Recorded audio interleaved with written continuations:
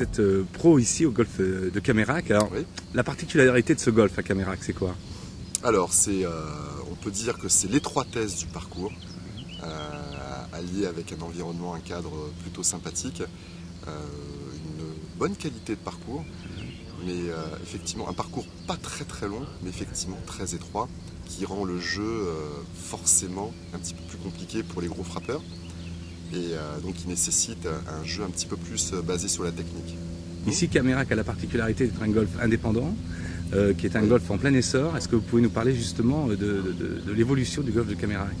Eh bien, je pense que le golf de Camérac s'inscrit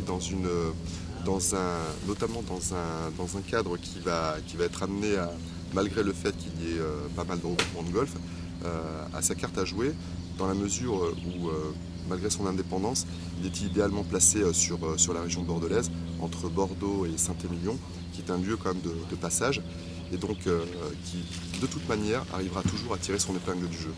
D'autre part, il y a notamment tout un immobilier autour du golf qui permet de pérenniser en fait l'installation du parcours et l'accès à ce parcours qui fait qu'il y aura toujours une place pour les golfeurs sur ce parcours. Les gens qui veulent se mettre au golf, qu'est-ce qu'on peut leur proposer par exemple? Alors pour se mettre au golf, eh bien, il y a tout un tas de produits. Le meilleur moyen, effectivement, ce serait de commencer par une petite initiation et pouvoir progresser par quelques cours, avec la possibilité d'aller sur le parcours école, qui est d'ailleurs une grosse particularité du golf de Camérac, puisqu'on a un 18 trous et un parcours école sur lequel les débutants peuvent démarrer et s'entraîner. La problématique du golf souvent, c'est que dans les conjoints ou dans les familles, c'est toujours difficile de venir justement ensemble sur un golf. Alors qu'est-ce que Camérac propose en fait à toutes ces personnes qui jouent pas au golf et qui accompagnent donc les conjoints par exemple? Alors là, là les conjoints ont effectivement un clubhouse fort sympathique qui a été refait il y a peu de temps.